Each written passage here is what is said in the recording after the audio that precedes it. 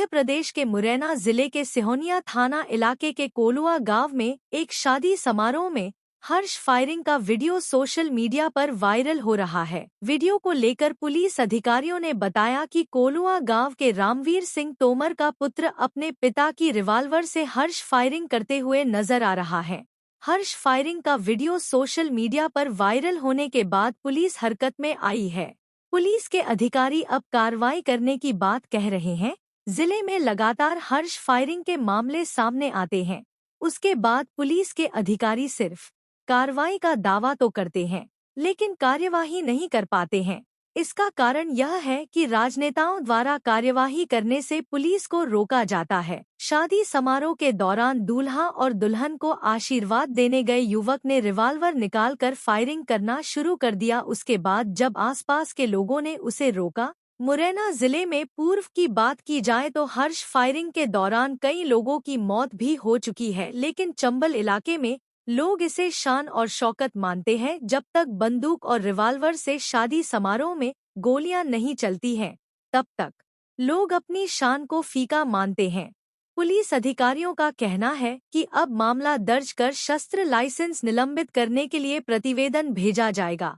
Police जब प्रतिवेदन भेजेगा उसके बाद कलेक्टर लाइसेंस को निलंबित करने की कार्रवाई करेंगे, लेकिन राजनेताओं के दबाव के कारण पुलिस प्रतिवेदन नहीं भेज पाती है, जिससे शस्त्र लाइसेंस निलंबित हो पाते। बिल्कुल सिहोनिया थाना क्षेत्र का इस तरह का एक मामला वीडियो के माध्यम से संज्ञान में आया है और पुलिस के द्वारा उस वीडियो की भी जांच कराई जा रही है और यदि इस प्रकार से कोई घटना हुई है तो उसमें निश्चित रूप से लाइसेंस निरस्तीकरण की कार्रवाई और अपराध पंजीबद्ध करने की कार्रवाई की जाएगी। क्या लग रहा है लगातार फायरिंग के मामले सामने आते हैं, कार्रवाई हो पाती है क्या कारण? चूँकि शादी समारोह था और कुछ लोग लाइसेंसी हथियार से हर्ष फायर करने को अपनी प्रतिष्ठा का विषय मानते हैं। इस क्षेत्र में ऐसा परंपरा रही है, तो उसी को लेकर इस तरह की घटनाएं हो जाती रही। राजाखेड़ा पुलिस की कार्रवाई। जानलेवा हमले के मामले में फरार चल रहे 2 आरोपी गिरफ्तार। वारदात में प्रयुक्त बाइक भी बरामद। धौलपुर जिले की राजाखेड़ा थाना पुलिस ने जानलेवा हमले के एक मामले में फरार चल रहे 2 आरोपियों को गिरफ्तार किया है। इसके साथ ही पुलिस ने वारदात में प्रयुक्त मोटरसाइकिल भी बरामद की है। मामले को लेकर आज शाम 5 बजे राजाखेड़ा थानाधिकारी रामकिशन यादव ने बताया कि घटना 7 मई 2025 की है, जिसको लेकर 10 मई को मुरारी लाल पुत्र जगदीश प्रसाद निवासी मऊवनकापुरा ने पुलिस को शिकायत दी थी। थानाधिकारी ने बताया कि 7/5/2025 को मऊवनकापुरा में कोई फायरिंग की सूचना मिली थी। इस सूचना पे मैं वहाँ खुद ही मौके पे गया था। तब तक मजरूब को लेकर के पहले भी मेरी पुलिस पार्टी जो गश्त में थी वो राजकीय चिकित्सालय में आ गई थी। उसके बाद में मजरूब को यहाँ से रेफर कर दिया था। इस घटना के संबंध में 10 मई को मुरारी लाल ठाकुर है मऊवनकापुरा में, उसने एक तहरीरी रिपोर्ट इस आशय की दी थी कि मऊवनकापुरा में मेरा एक ट्यूबवेल है, वहाँ पे मैं मेरे दोस्त संजय सिसोदिया वगैरह हम दाल बाटी की पार्टी वहाँ पर कर रहे थे। तो इसके बाद में वहाँ पे भीखम सिंह उर्फ दाऊजी ठाकुर है घड़ी आछेलाल का, एक ध्रुव सिंह उर्फ घंटोली ठाकुर है धारापुरा का, और एक माधव सिंह है घड़ी करीलपुर का। ये तीनों बाइक पे आए और किसी बात को लेकर के वहाँ पे इनके मध्य में झगड़ा हो गया। तो झगड़ा होने के बाद में ये भीखम सिंह उर्फ दाऊजी ठाकुर है, उसने मुरारी लाल के ऊपर कोई फायर किया जो मुरारी लाल के ना लग करके संजय सिसोदिया के लग गया उसके, और जिसको यहाँ से रेफर करने के बाद में आगरा में भर्ती कराया गया था, जो अब बिल्कुल ठीक है। जिसके बाद अनुसंधान ये भीखम सिंह उर्फ दाऊजी ठाकुर को और ध्रुव सिंह उर्फ घंटोली को गिरफ्तार कर लिया गया है। एक अन्य आरोपी माधव सिंह घड़ी करीलपुर वो किसी एक अन्य गंभीर प्रकरण में पहले ही गिरफ्तार किया जा चुका है, जो अभी जुडिशियल कस्टडी में चल रहा है, जिसको गिरफ्तार किया जाएगा। धौलपुर शहर की निहालगंज थाना पुलिस ने लूट के प्रकरण में 2 साल से वांछित चल रहे 10,000 रुपए के इनामी आरोपी को गिरफ्तार किया है। थाना प्रभारी प्रमेंद्र रावत ने बताया कि लूट के मामले में फरार चल रहे वांछित इनामी आरोपी 23 वर्षीय विक्रम पुत्र हरवीर सिंह गुर्जर निवासी इकलेरा थाना कोतवाली डीग भरतपुर को गिरफ्तार करने में सफलता हासिल की है। थाना प्रभारी ने बताया कि 10 अगस्त 2023 को राजेश कुमार गुर्जर पुत्र राम गुर्जर निवासी पूरन नगर तहसील कोटपुतली ने एक रिपोर्ट दर्ज कराई थी, जिसमें उसने बताया था कि उसकी कंपनी में एसएम पद पर कार्यरत अमित कुमार फील्ड में से कलेक्शन करके वापस आ रहा था।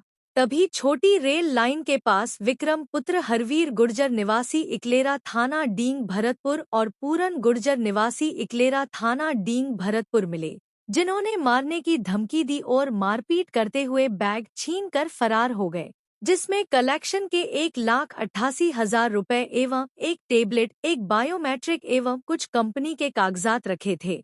घटना की गंभीरता को देखते हुए आरोपियों की तलाश के लिए थाना स्तर पर टीमों का गठन किया, लेकिन काफी प्रयास के बाद आरोपी पुलिस की पकड़ से दूर लगातार ठिकाने बदलते रहे।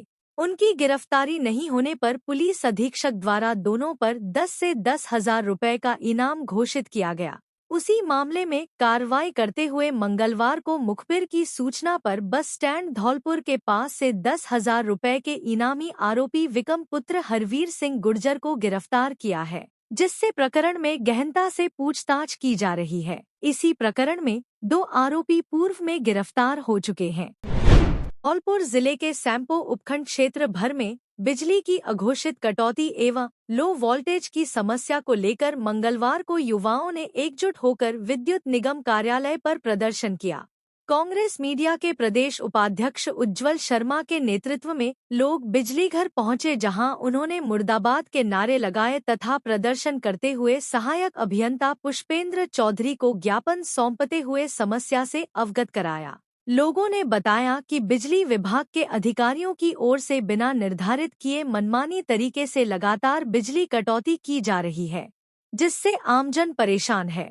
इस दौरान सहायक अभियंता ने कहा कि लोगों की समस्या जायज है, वह उच्च अधिकारियों से बात कर ऊपर से बिजली कटौती का समय निर्धारित करेंगे ताकि क्षेत्र में लोगों को अपने हिसाब से बिजली उपलब्ध कराई जा सके।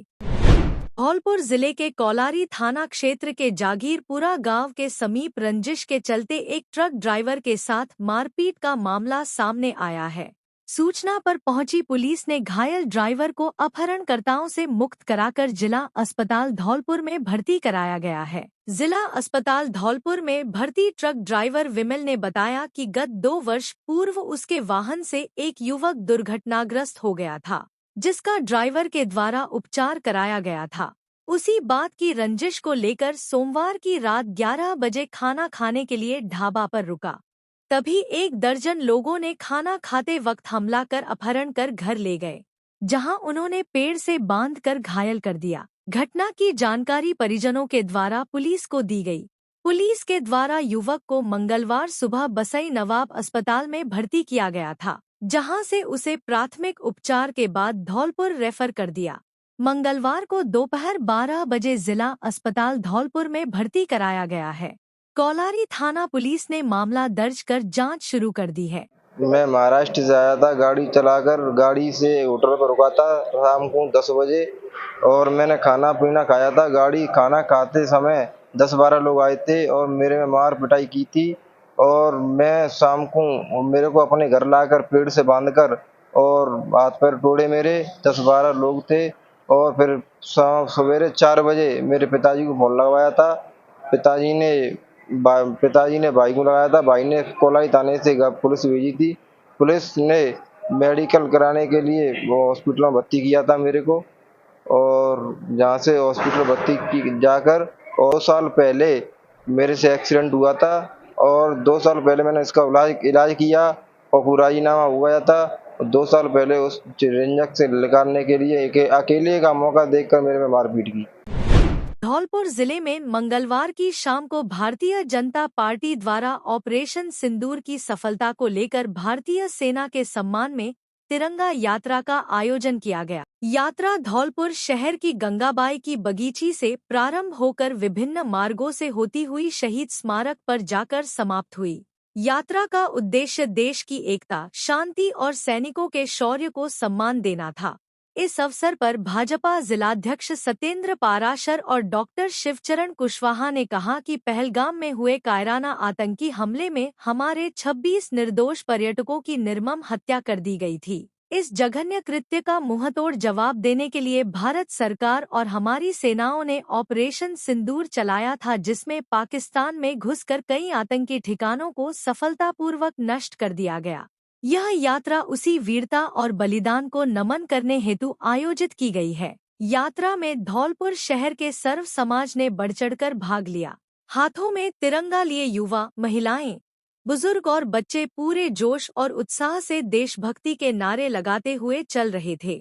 पूरे रास्ते में वंदे मातरम, भारत माता की जय और जय हिंद के नारों से वातावरण गूंज उठा।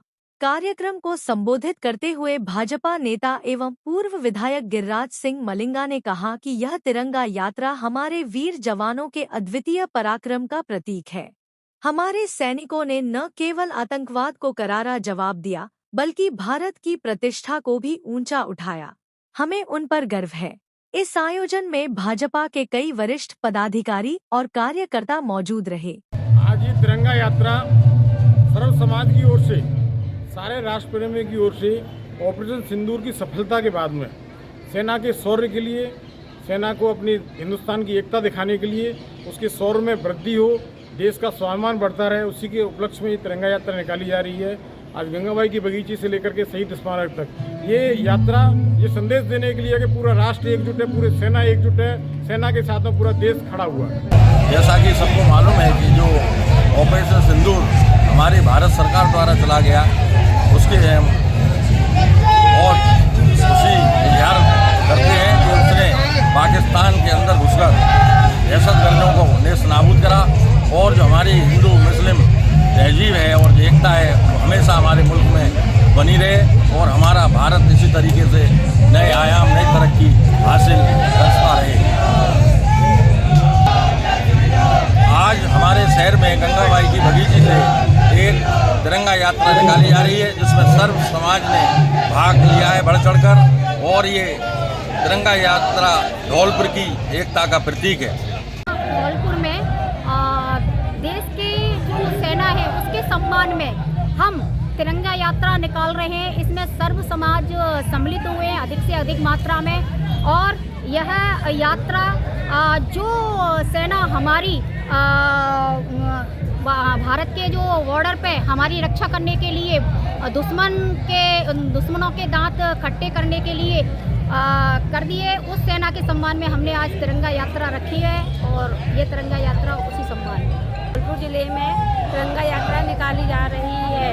ये झंडा यूं ही नहीं लहराता, क्योंकि इसमें जवान की हर सांस, आखिरी सांस तक यह झंडा लहराता है और यह जवान अपने आखिरी सांस तक अपने प्राण इस झंडे की रक्षा के लिए अपने प्राणों के त्याग कर देते हैं। धौलपुर जिले की मनिया थाना पुलिस एवं डीएसटी टीम ने संयुक्त कार्यवाही करते हुए सार्वजनिक स्थान पर जुआ खेलते 6 व्यक्तियों को गिरफ्तार किया है। मौके पर उनके कब्जे से 19,500 रुपए की जुआ राशि भी जब्त की है। इसके साथ ही एक और कार्रवाई में पुलिस ने करीब 3 माह से गुमशुदा युवक को भी कोलकाता से दस्तयाब करने में सफलता हासिल की है, जिसे उसके परिजनों को सुपुर्द कर दिया है।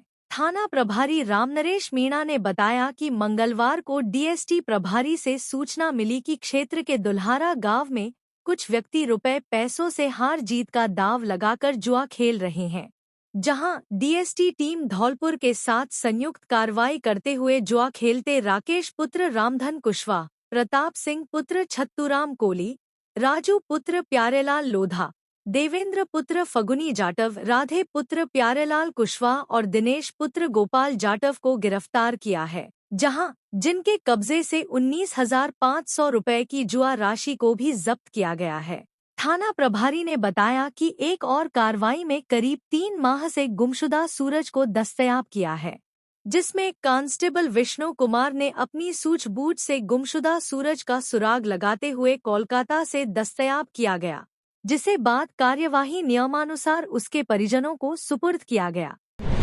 सांसद भजनलाल जाटव ने ली विभिन्न विभागों की बैठक। रेलवे के अधिकारियों को दिए सरानीखेड़ा अंडरपास से बसई सामंता तक 100 मीटर पक्का मार्ग बनाने के निर्देश। शहर में जल भराव की समस्या के निराकरण के लिए नगर परिषद आयुक्त को दिए आवश्यक दिशा निर्देश। गाँव और ढाणियों में रह रहे आमजन को निश्चित समय सीमा में उपलब्ध हो पेयजल।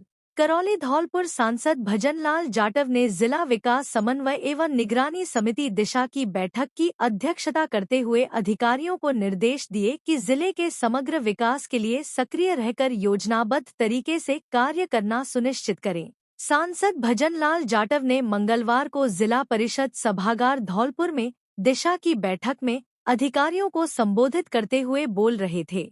उन्होंने नेशनल हाईवे पर गड्ढों की मरम्मत करने, नालों की सफाई करने के लिए अधिकारियों को निर्देश दिए। उन्होंने कहा कि टोल प्लाजा पर इमरजेंसी लेन में कार्मिकों की नियुक्ति की जाए, जिससे एम्बुलेंस आदि को परेशानी का सामना नहीं करना पड़े।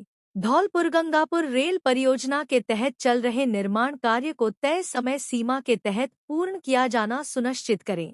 उन्होंने रेलवे के अधिकारियों को निर्देश देते हुए कहा कि सरानीखेड़ा अंडरपास से बसई सामंता के आमजन के आवागमन के लिए 100 मीटर पक्का मार्ग बनाना सुनिश्चित करें। साथ ही रेल परियोजना कार्य के लिए किसानों की गई अधिग्रहण भूमि का मुआवजा शीघ्र अतिशीघ्र देना सुनिश्चित करें।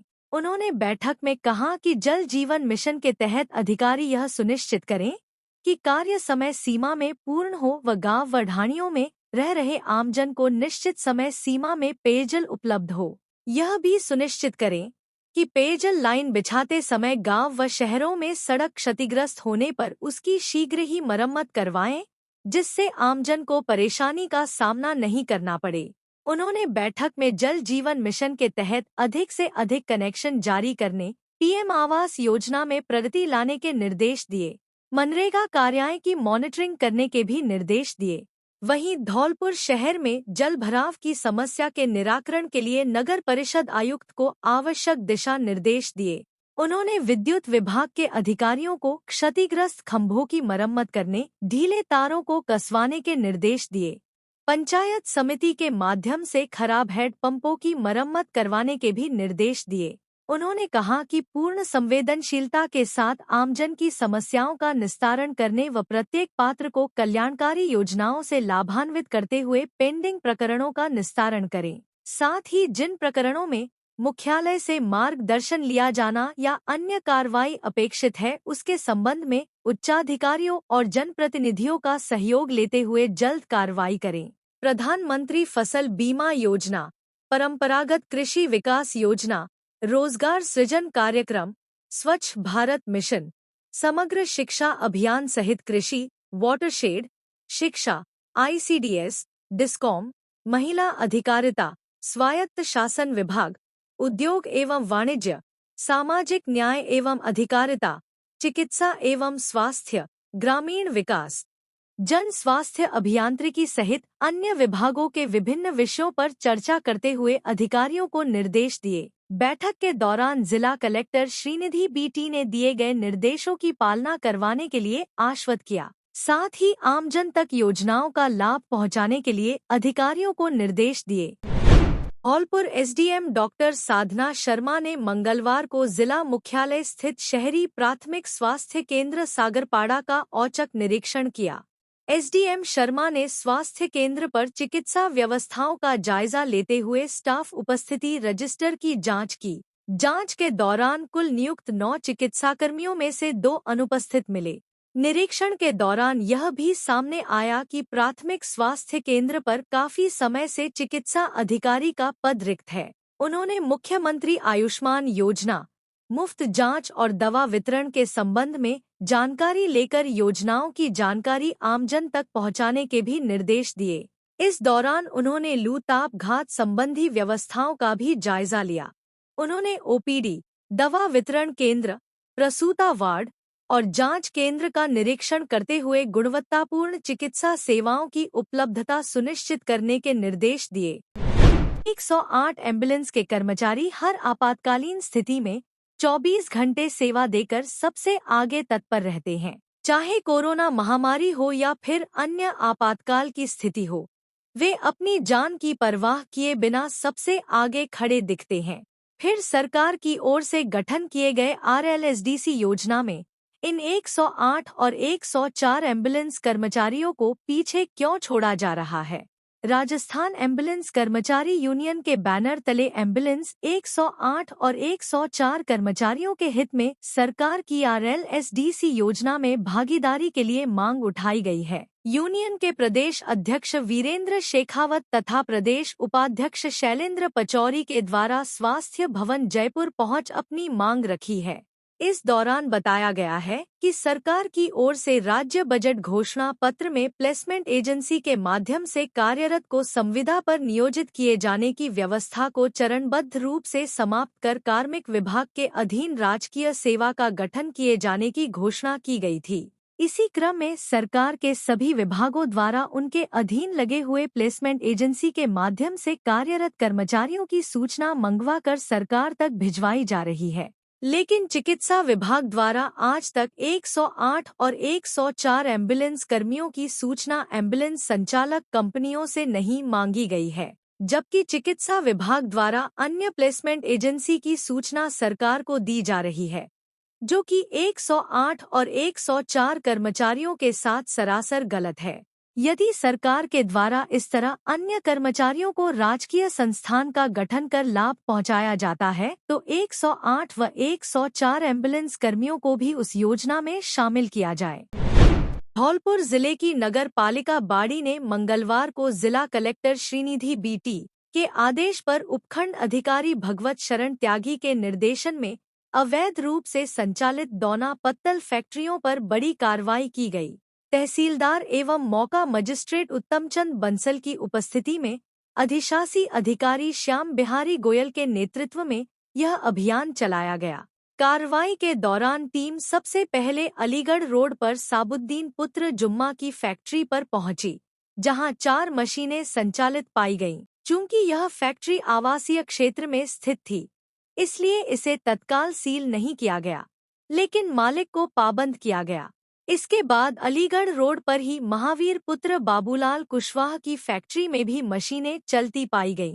अधिकारियों ने मालिक को समझाइश देकर पाबंद किया कि बिना अनुमति फैक्ट्री संचालन न करें। अंत में द्वारिका प्रसाद पुत्र छिद्दा प्रसाद की दोना पत्तल फैक्ट्री में 20 मशीनें चलती हुई पाई गईं। यह फैक्ट्री पूर्णतः अवैध रूप से संचालित हो रही थी, जिस पर तत्काल प्रभाव से गोदाम को सील कर दिया गया और मालिक को चेतावनी दी गई कि बिना अनुमति फैक्ट्री का संचालन न करें।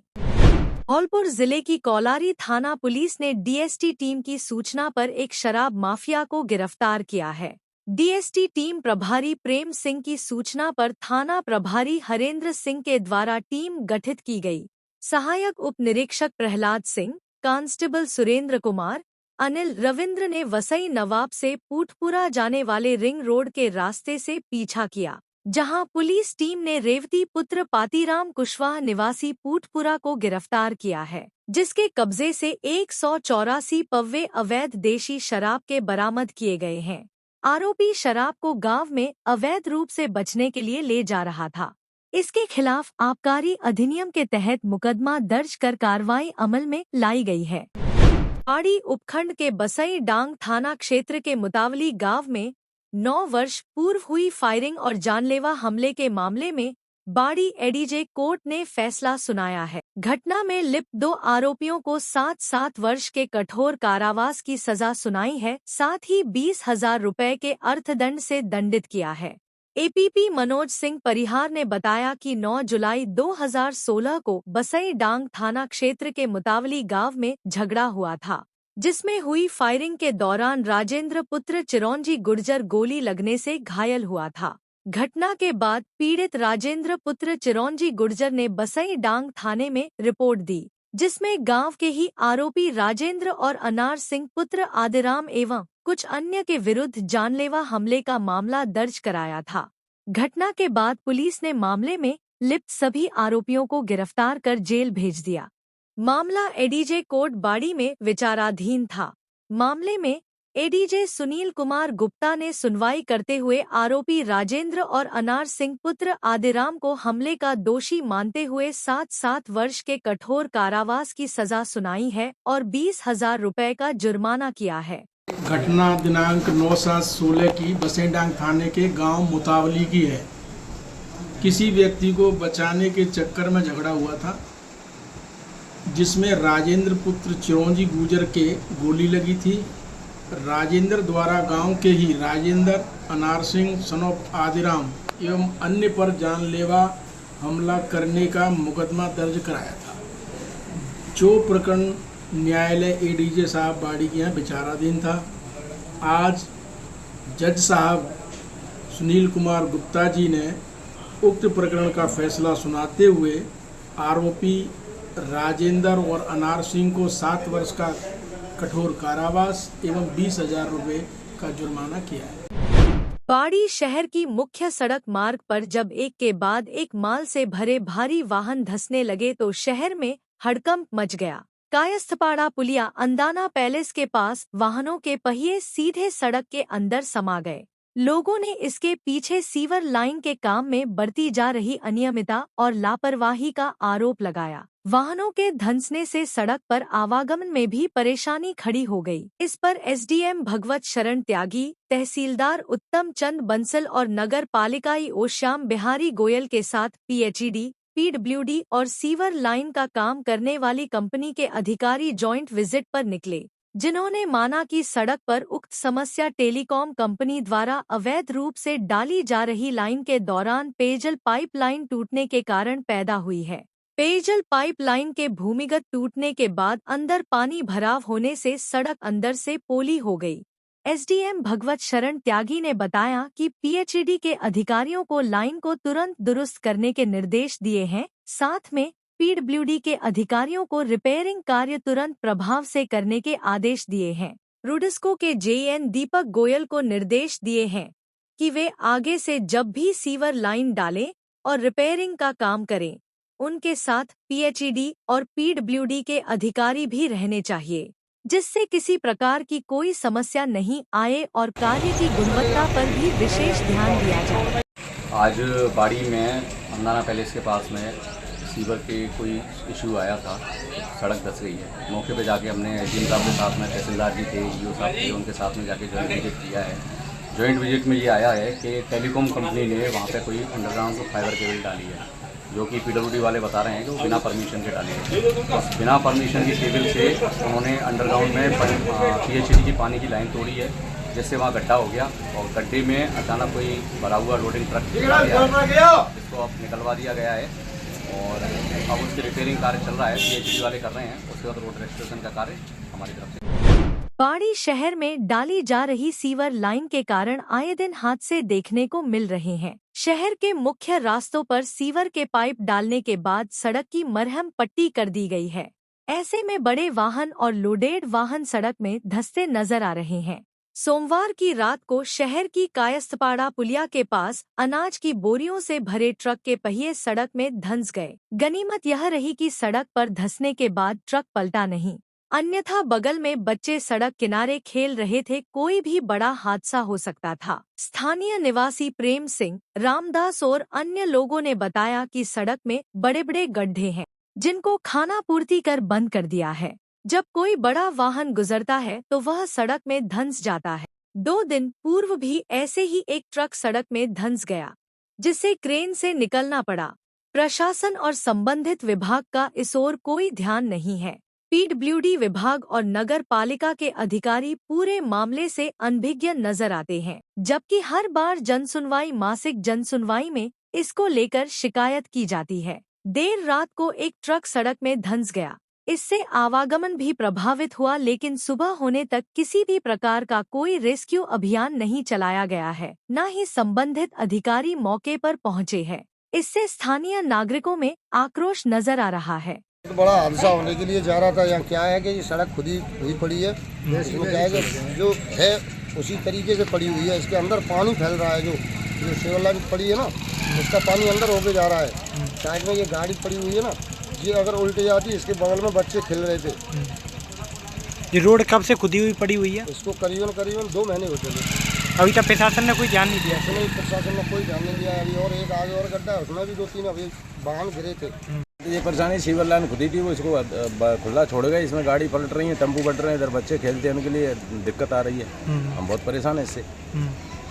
फंस गया पीछे, ये वो हादसा टल गया, बच्चे दबने से बच गए उसमें। बच्चे बैठे गेट के सामने, वैसे गेट पे बैठे बच्चे। बाड़ी शहर के होद मोहल्ले में कहार गली को जाने वाले रास्ते पर स्थित चकाचक वाली बगीची के पास नगर पालिका की करीब 3 बीघा शिवायचक भूमि स्थित है, जिसका खसरा नंबर 4718 है। भूमि में एक पुराना सार्वजनिक कुआं भी बना हुआ है, जिस पर पास में रहने वाले कुछ लोगों द्वारा कब्जा कर लिया है, जो स्थानीय लोगों को वहां से पानी भी नहीं भरने दे रहे। साथ में आसपास की बगीचियों में मंदिरों और पुश्तैनी चबूतरों को भी आरोपी कब्जे में लेना चाहते हैं, जिसको लेकर लगातार झगड़े और मारपीट के मामले सामने आ रहे हैं।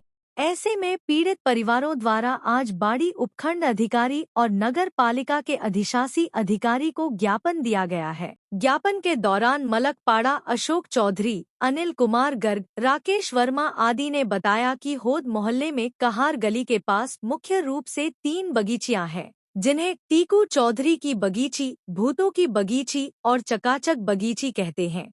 इन पर संबंधित परिवारों के पूर्वजों के चबूतरे बने हैं और मंदिर भी स्थित है। इनके पास में नगर पालिका की आरजी खसरा नंबर 4718 पर करीब 3 बीघा भूमि स्थित है, जिस पर पास के रहने वाले कुछ आरोपी कब्जा कर रहे हैं। कुएं को पूरी तरह कब्जे में ले लिया है। इतना ही नहीं, आरोपियों की नजर उनकी बगीची और मंदिरों के साथ पुश्तैनी चबूतरों पर भी है। इसी को लेकर आए दिन झगड़ा होते हैं। मंदिर आने वाले श्रद्धालुओं को परेशान किया जाता है। ऐसे में नगर पालिका के अधिशासी अधिकारी श्याम बिहारी गोयल और बाड़ी उपखंड अधिकारी भगवत शरण त्यागी को ज्ञापन सौंपा है। मामले में कानूनी कार्यवाही करने, आरोपियों के खिलाफ एक्शन लेने और भूमि और कुएं को अतिक्रमण मुक्त कराने की मांग की है। हमारी बगीची है, चकाचक वाली बगीची है, इनकी बगीची है और भूतों वाली बगीची है, जहाँ पे कि सब सम्रांत नागरिक बाड़ी के बच्चे और महिलाएं वहाँ जाती हैं, तो अपने चबूतरे बने हुए उनको पूजा करने जाती हैं। वहाँ एक राम गोपाल जाति के ब्राह्मण हैं जो कि मिसरकेपुरा के रहने वाले, उनके बच्चे हैं, वो सब लोगों ने वहाँ अतिक्रमण कर रखा है। 3 बीघा जमीन करीब घेर रखी है नगर पालिका की, जो कि शिवायचक भूमि है।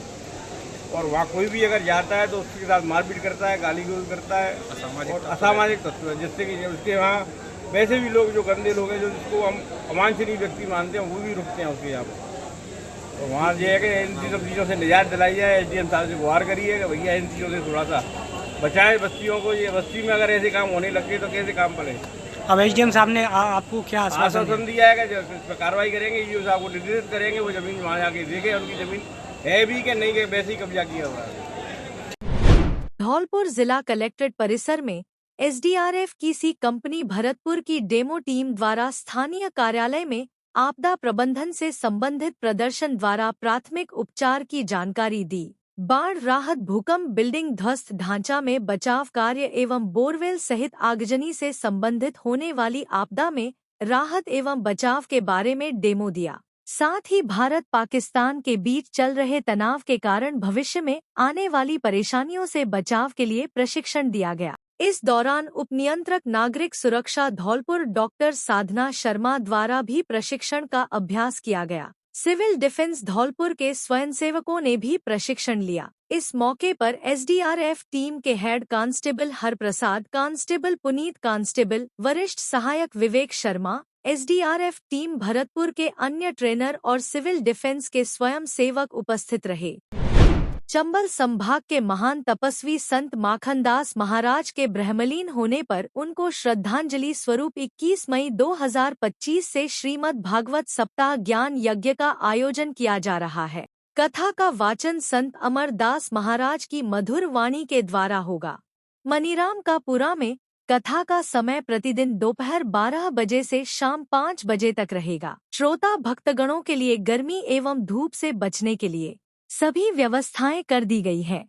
व्यवस्थापक कमेटी ने बताया कि श्रोता भक्तगण अपने सामान की स्वयं सुरक्षा करें एवं बच्चों को साथ न लाएं। कथावाचक संत अमरदास का स्वागत सत्कार न करें। स्वागत स्वरूप गो लोकवासी संत माखन दास जी को पुष्प आदि अर्पित करें।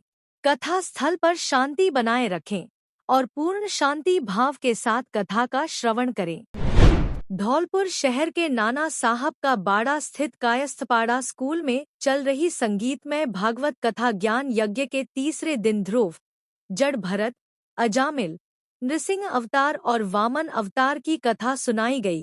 कथा के शुभारंभ में आचार्य सोहन प्रकाश शास्त्री और रूपेश भटेले ने सर्वदेव पूजन कराकर दीप प्रज्वलित किया और भागवत पुराण की पूजा की। कथा में अवधूत संत पागल बाबा पहुँचे और अपनी पावन वाणी से सभी को आशीर्वाद दिया। आचार्य योगेश तिवारी ने कथा की शुरुआत करते हुए बताया कि धर्म की गति बड़ी तेज है। तुम जैसा भी कर्म अच्छा या बुरा करोगे वह हमेशा तुम्हारा पीछा करेगा। अच्छे कर्म अच्छा फल देंगे और बुरे कर्मों की सजा से तुम कभी बच नहीं पाओगे।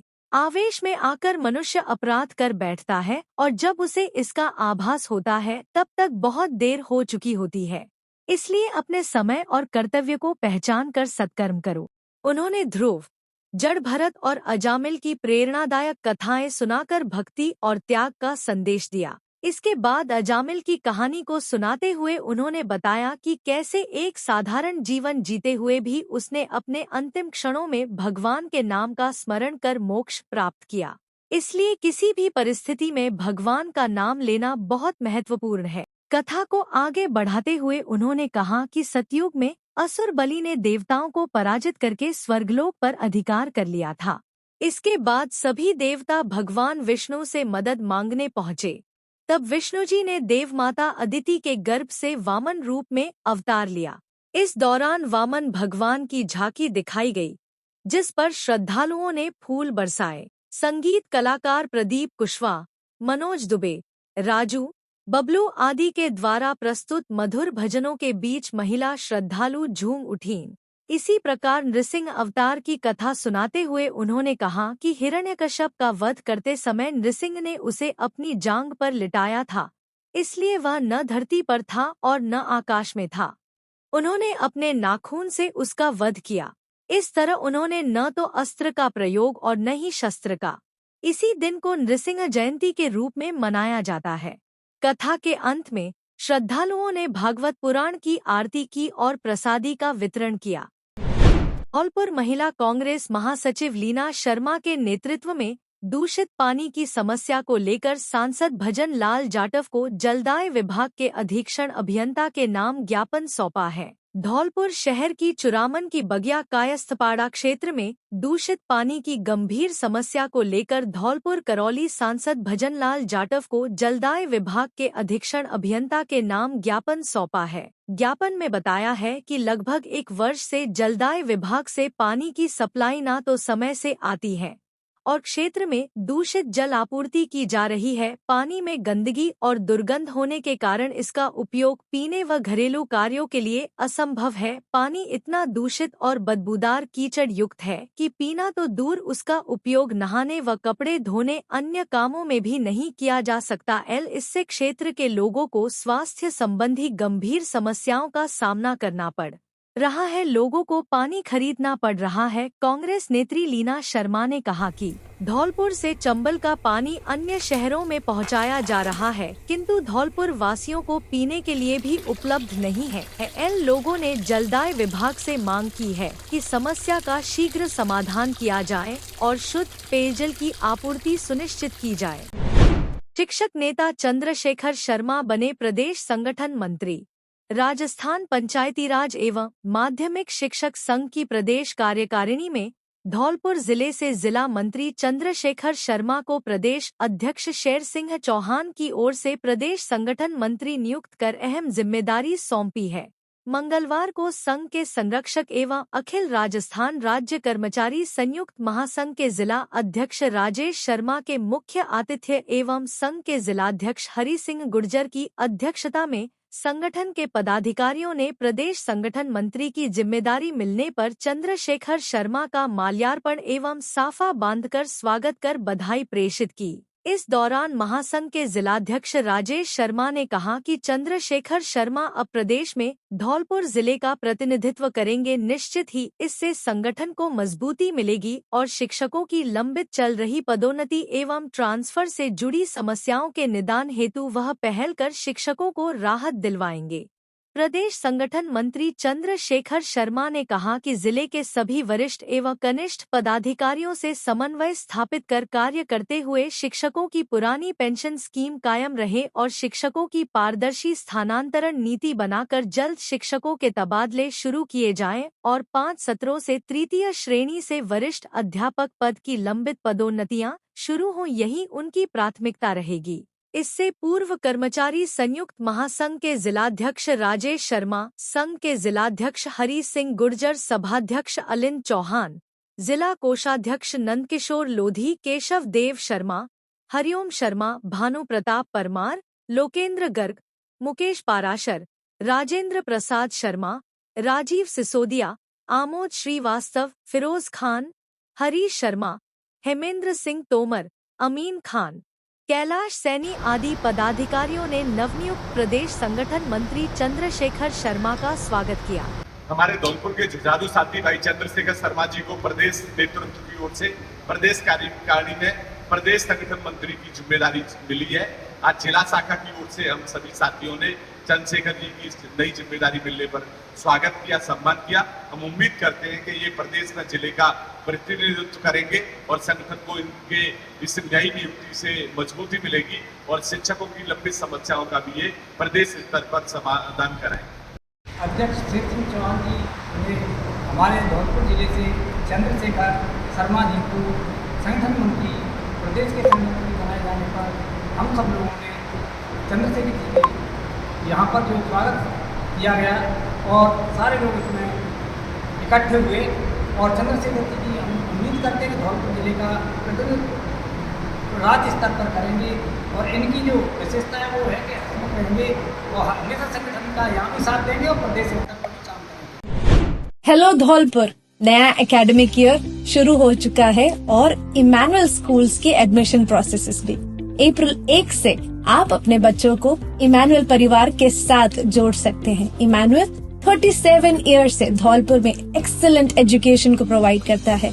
हम न ही केवल एकेडमिक एक्सीलेंस को देखते हैं पर हॉलिस्टिक और ओवरऑल डेवलपमेंट में बच्चों को, आपके बच्चों को बेस्ट तरीके से नर्चर करने की कोशिश करते हैं। Extra curricular activities, faculties, state of art facilities such as libraries, best classroom, smart TVs, auditoriums etcetera हमारे करिकुलम में इंक्लूड होता है। इसमें हम स्पोर्ट्स और अन्य चीजों को भी हम प्रायोरिटाइज करते हैं। यस, आपने सुना ही होगा कि एकेडमिक्स में हमारा स्कूल काफी ज्यादा आपके बच्चों पे ध्यान देता है। साथ ही में हम बाकी सभी क्वालिटीज को नर्चर करने की कोशिश करते हैं। साथ ही में मॉरल एजुकेशन जो हमारा मेन मोटिव है कि इमैनुअल मिशन स्कूल हमेशा एक गुड सिटीजन्स को तैयार करे, हम उन सारे बातों को भी ध्यान में रखते हैं। मैं आप सबका स्वागत करती हूँ इमैनुअल मिशन स्कूल में। अधिक जानकारी के लिए नीचे दिए गए नंबर पर आप कांटेक्ट कर सकते हैं या फिर अपॉइंटमेंट्स के लिए आप सुबह